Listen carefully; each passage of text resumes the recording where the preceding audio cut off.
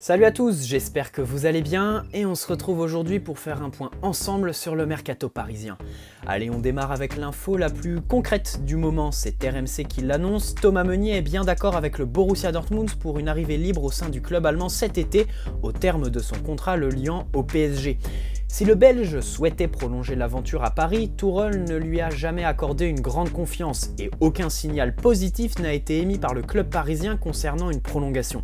Meunier s'est donc résigné et il partira libre au terme de son contrat le 30 juin prochain. Cette info est sortie pendant les 3 semaines qui ont séparé les 2 matchs contre Dortmund. Il était donc logique de ne pas y croire, mais depuis, plusieurs sources se sont prononcées, confirmant la tendance. Thomas Meunier est bien d'accord pour rejoindre le Borussia qui cherchait jusqu'alors un remplaçant à celui qui a démarré son confinement bien avant tout le monde, mercredi soir, dans la poche de Bernat. En effet, Hakimi retournera au Real Madrid cet été à la fin de son prêt en Allemagne. Et pour le remplacer en tant que piston dans le système en 3-4-3 du Borussia, Thomas Meunier semble favori, voire l'heureux élu, puisque ce serait presque signé. En effet, après RMC, c'est la presse allemande qui annonce aujourd'hui que l'arrivée de Meunier au Borussia est ficelée. L'intérêt est récent, mais le Belge n'a pas hésité longtemps à dire oui, d'abord parce que, comme je vous le disais, le PSG n'a pas insisté pour le conserver. Ensuite, parce qu'il connaît très bien 2 joueurs de l'effectif de Dortmund, à savoir ses partenaires en sélection Axel Witsel et Thorgan Hazard, et enfin parce que Meunier maîtrise parfaitement l'allemand. Le journal Bild va même jusqu'à annoncer Meunier comme, je cite, la nouvelle star de Dortmund. Il semblerait que ce soit un contrat de 5 ans qu'il attendrait en Allemagne, accompagné d'une juteuse prime à la signature. Le président du Borussia s'est d'ailleurs exprimé sur le sujet, bottant en touche. Par principe, nous ne commentons pas les rumeurs. Notons aussi que Meunier savait au match aller qu'il était sous la menace d'une suspension, ce qui paraît évident, et que son absence au match retour n'est pas liée à ses négociations, mais à la grossesse de sa compagne, qui touche à sa fin. Quoi qu'il en soit, Meunier n'a pas vraiment marqué le PSG, si ce n'est face aux journalistes et sur les réseaux sociaux. Le club devra évidemment se chercher un nouveau latéral droit, ce qui constituera cet été un des dossiers chauds à suivre pour nous, supporters parisiens. Allez, on part à Madrid, où la menace du Real concernant l'avenir d'Mbappé semble s'éloigner pour le moment. En effet, cette semaine, les plans du Real ont fuité. Florentino Pérez et toute sa troupe savent très bien qu'Mbappé n'est pas prêt de partir cet été. Le PSG est en position de force. Mais dans un an, le club parisien ne le sera plus si Mbappé ne prolonge pas d'ici là. Et c'est pour ça que le Real préfère attendre l'été 2021 pour passer à l'attaque. Bien évidemment, il y aura aussi une part de chance d'ici là pour le Real puisqu'il faudra qu'Mbappé n'ait pas prolongé à Paris, pour n'avoir à racheter qu'une seule année de contrat. Il ne fait aucun doute que Paris sera passé à l'action pour blinder Mbappé d'ici là. Mais la stratégie madrilène ne s'arrête pas là. En effet, cet été, le Real sera bien évidemment actif sur le marché des transferts, l'attente n'étant pas une solution.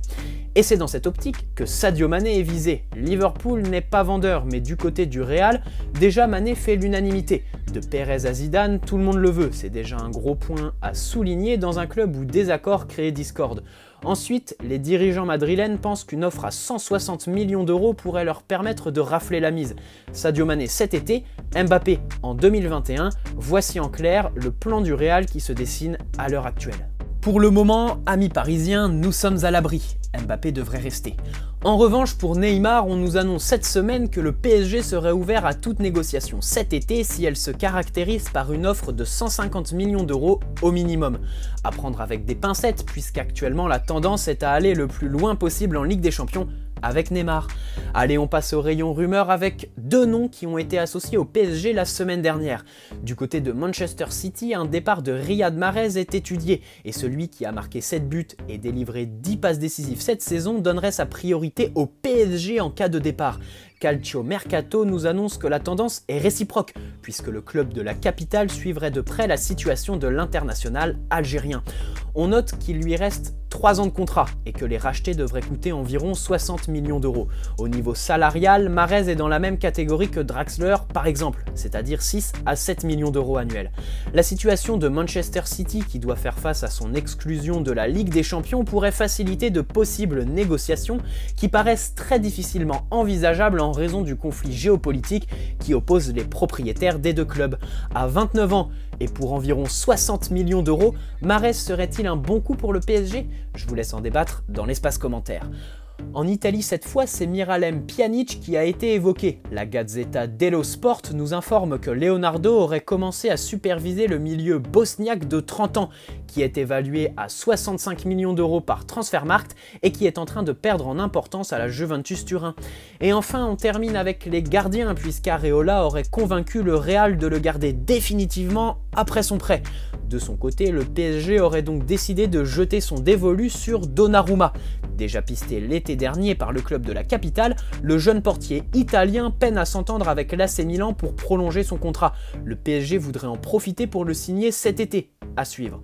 Et enfin, pour Sergio Rico, le PSG exigerait une promo à 50%. En effet, son option d'achat s'élève actuellement à 10 millions d'euros, mais le club parisien ne veut pas en dépasser plus de 5. Voilà, c'est tout pour aujourd'hui et ce petit point sur l'actu PSG. Bonne soirée à tous, prenez soin de vous, allez Paris, ciao.